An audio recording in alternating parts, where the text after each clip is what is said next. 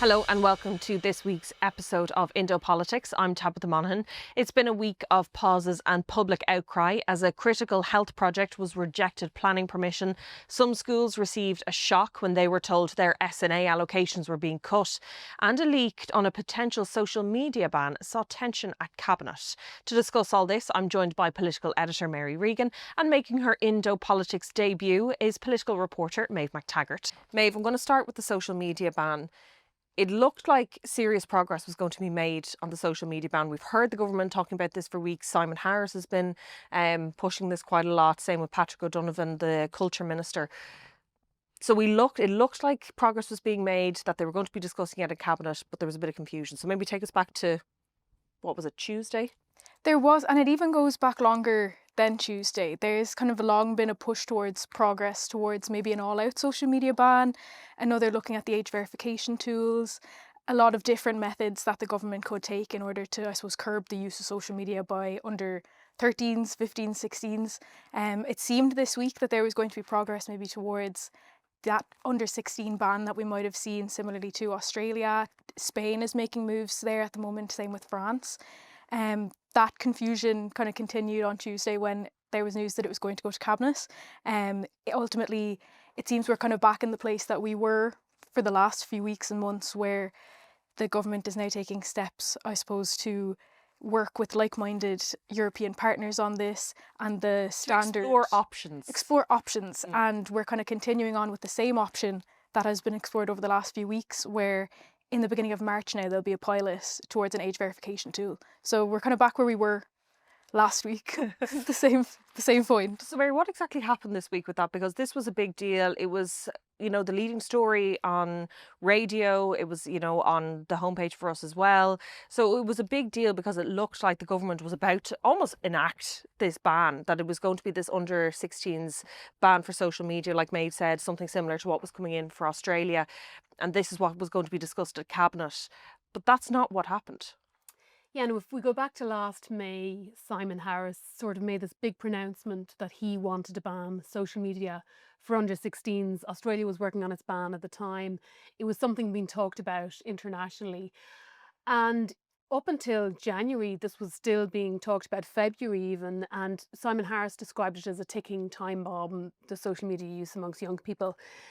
But then the government agreed at Cabinet last night its AI strategy, which does not include the ban, and says that it wants to, go down the process of the EU regulation, which is this sort of very complex kind of sounding, EU solution, that it's a digital wallet. So what it means is that people will have to verify their age through an app called a wallet, where you put in your either PPS number, your driving license, your passport, something that will verify your age.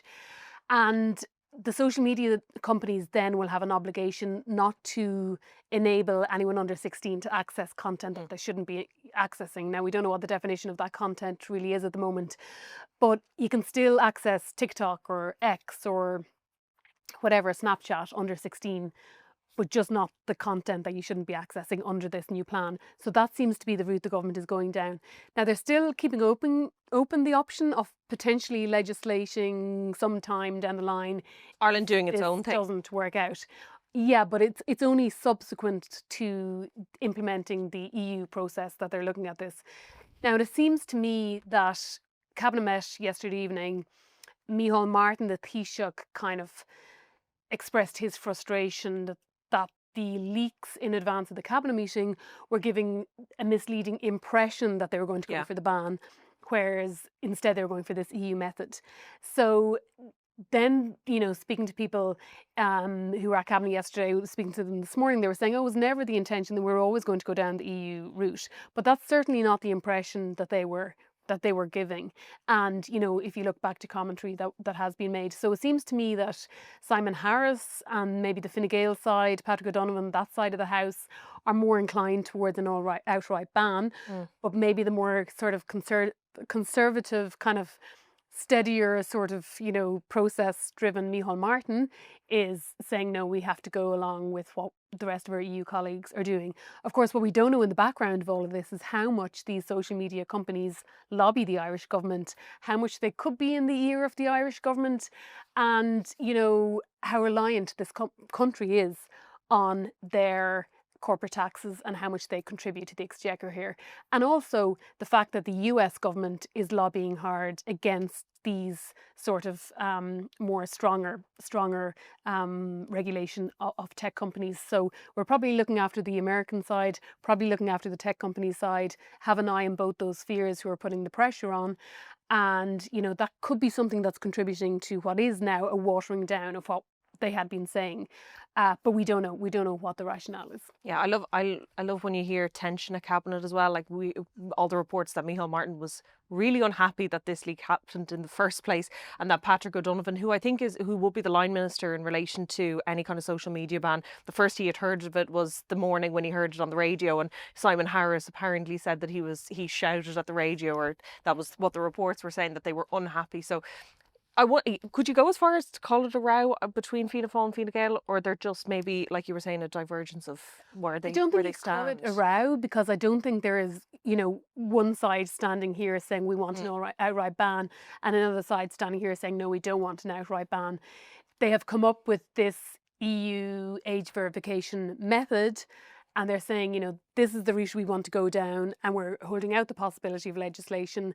And Fine Gael could argue, well, we still intend to legislate at some stage, and Fianna Fáil could argue, well, that legislation, we'll see how the EU system works in the first place.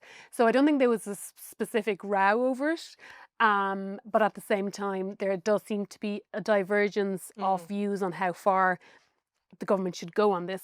And it's just another example to me of Micheál Martin and Simon Harris not really singing off the same hymn sheet. Yeah. Something that did cause a lot of anger, though, was what happened with the SNAs, the cuts, the pause. Bring us back to earlier in the week. How did it all kick off? So this all came to a head on Tuesday. Over the last few days and weeks, there's been a number of primary schools across the country who've been receiving letters informing them that their allocations for the number of SNAs they have in the school will be reduced from next September as a result of reviews that have been carried out by the National Council for Special Education. These reviews at all came as quite a surprise to quite a number of schools, particularly the fact now that their allocations for the number of SNAs they have will be reduced. So this, based in part as well from the lack of clarity that schools had for the reasons behind why these decisions had been made, was causing a lot of distress for schools, but for parents in particular whose children really rely on SNAs in terms of the support that they have in school.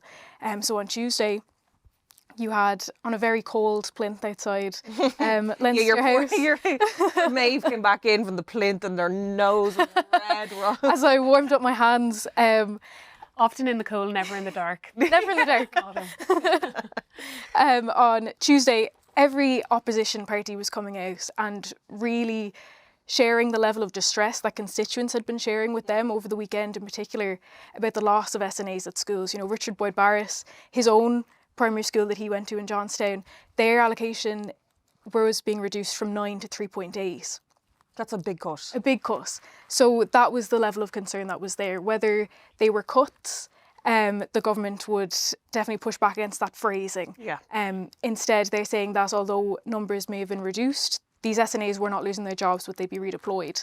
I think that fact is kind of neither here nor there for the people who rely on the SNAs, but the opposition was really very strongly pushing back against this. Labour's education spokesperson Owen Kenny said that this was the most regressive step he'd seen in education in a long time. The Social Democrats, TD Aidan Farrelly, was saying that there was almost a cruelty in the lack of clarity that had been provided to parents and schools on the basis of these cuts around the reviews. And ultimately, just before leaders' questions, I think within the same half hour, a statement came in from Education Minister Hildegard Naughton that the review of SNA allocations would be paused for the time being, and she had heard the concerns, and she wanted to reiterate that though overall there would be a 1,000-person increase in the number of SNAs next September, that this review that was being carried out by the NCSE would be paused for the time being. it really did come down to communication, didn't it, Mary, and consultation with schools. And as Maeve was saying, you know, a lot of TDs were hearing about this, and it wasn't that, not only was it that the reduction was going to happen, but that there were specific students that were going to be impacted by this who rely so heavily on the SNA supports that they had, and that was the concern. So we were hearing it from schools, we were hearing it from parents. The government really lost the run of this very quickly, and I know, you know, as Maeve said, there's going to be more SNAs within the system than ever before for September, which is a positive thing. But this story seemed to fly in the face of what the government's messaging has been on special education, on disability, since they took office last year. It was that they are going to prioritise it, they want to progress it, they want to make it a better system. They've acknowledged that there's flaws, they've acknowledged that there isn't the level of SNA supports or special school places, you know, pick whatever it is on a given week that we're talking about.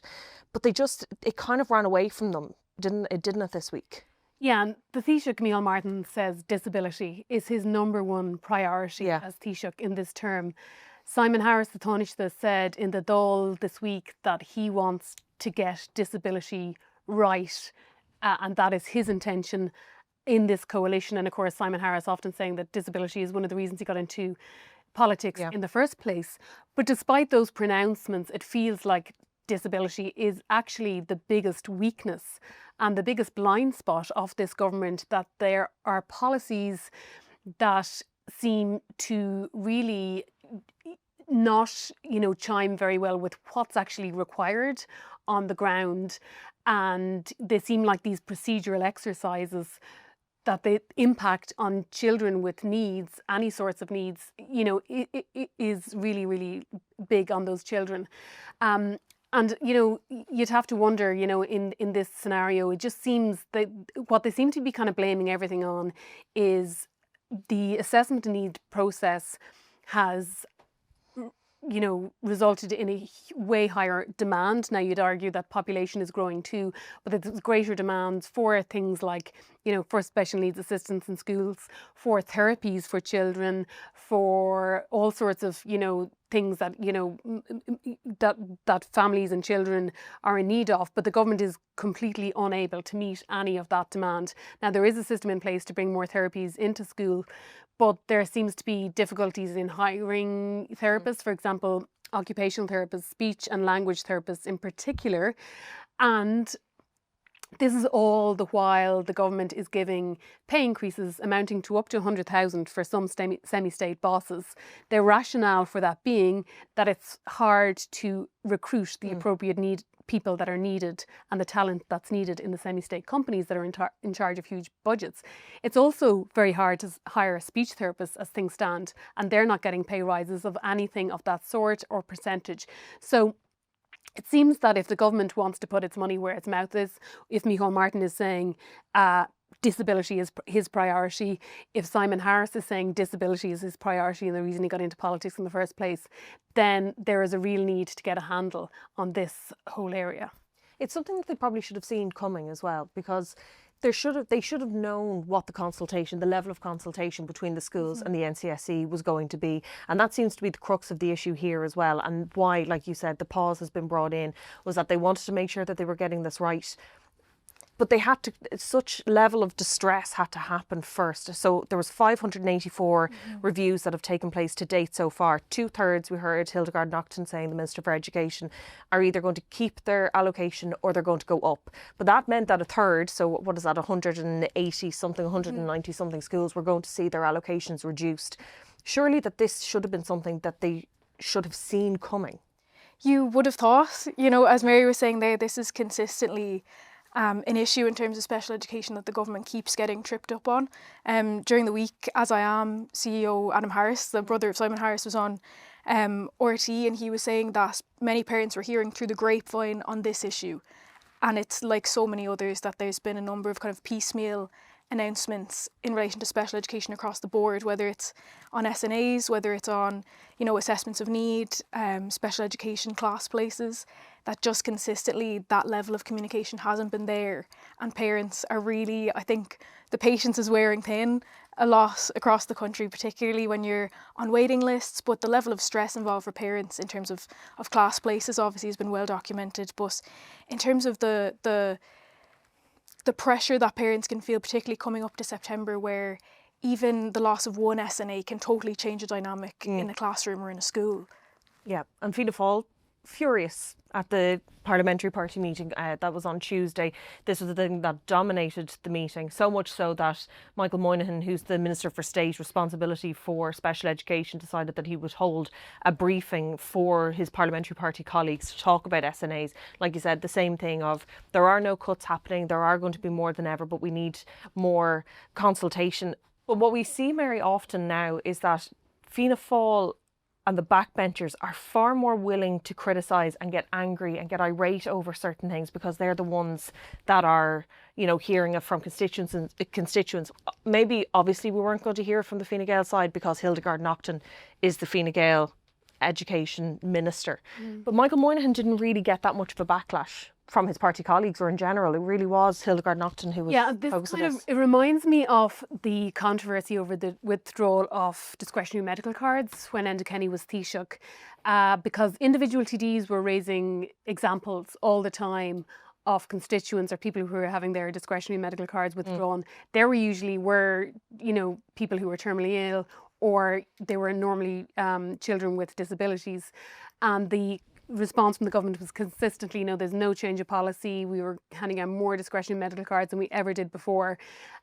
And then the TDs kept on saying, no, I'm hearing this. And then it turned out that, you know, thousands of people were having their medical cards withdrawn. It's something similar here because the government is arguing there's been a huge increase in the number of people getting SNAs in schools. But at the same time, what individual TDs in the government and in the opposition are hearing is, you know, a lot of anger and frustration from parents and from schools. So government backbenchers, Fianna Fáil backbenchers are getting this in the ear from principals and from parents. But so far they are sort of focusing their blame on Hildegard Naughton, not the Minister of State, Michael Moynihan, who's in the Department of Education, and he's a junior minister with responsibility for special education. I guess what they're playing at there is that there's probably a sense that they see this as Fine Gael's doing.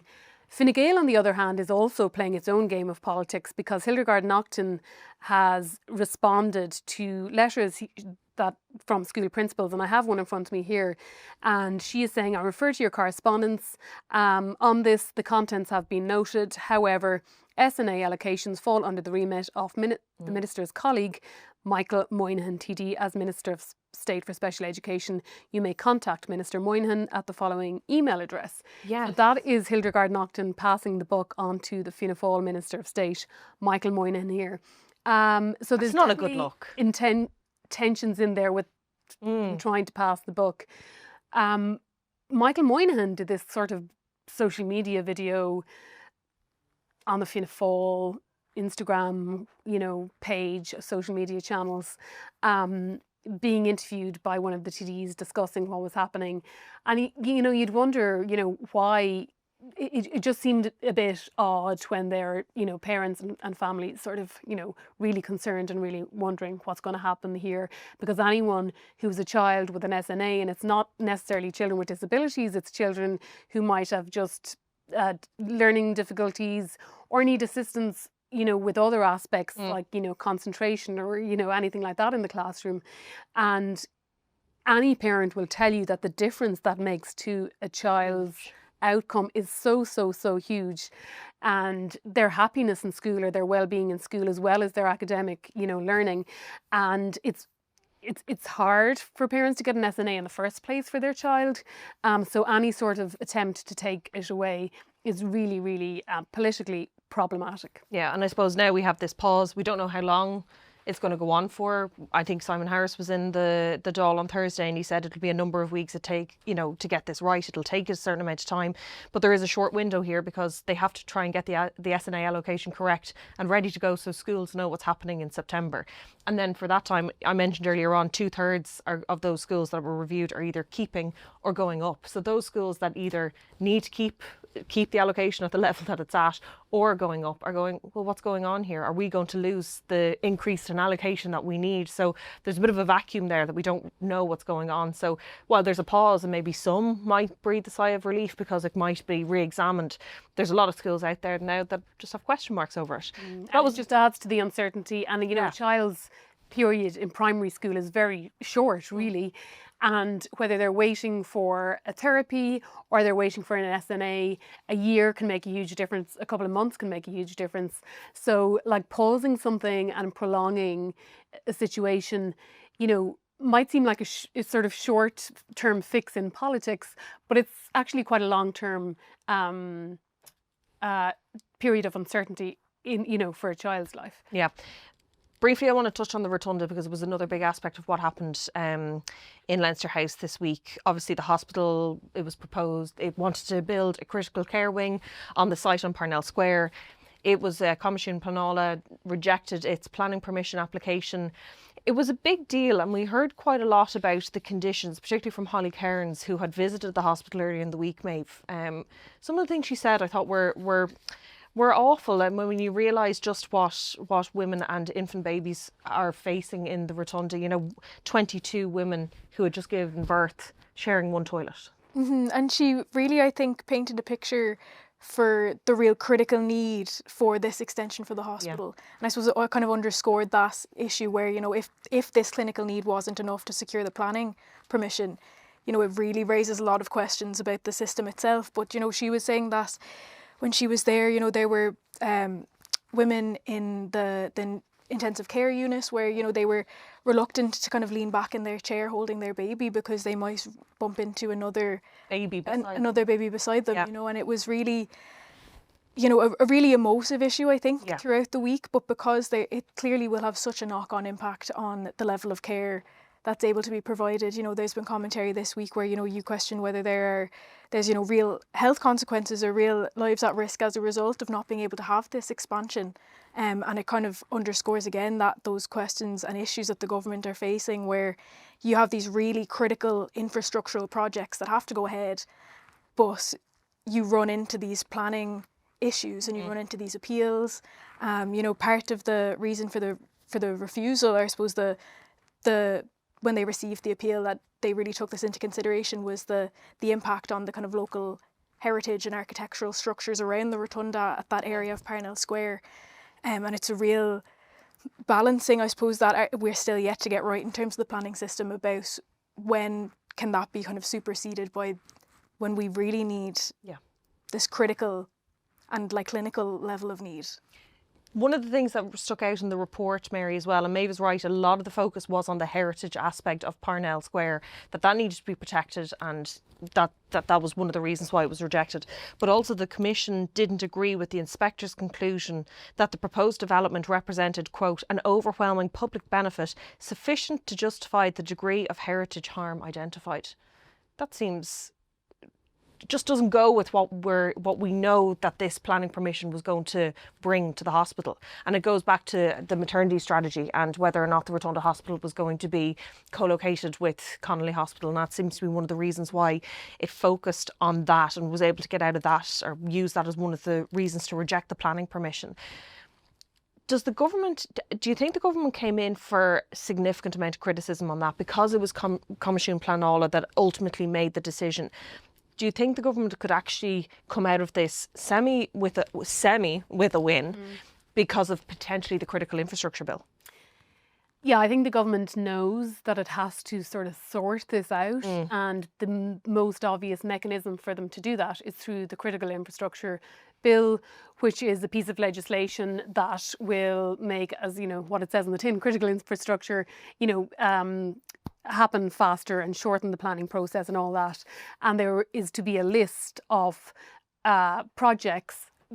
And actually, it's funny when you see the list and how it's described by many ministers, it's described as, very important infrastructural projects such as water and energy and things that are needed for housing, whereas health has never really been mentioned, or something like a maternity hospital doesn't come under that. And it's just a sort of maybe a cultural mindset of what is critical infrastructure, who needs it.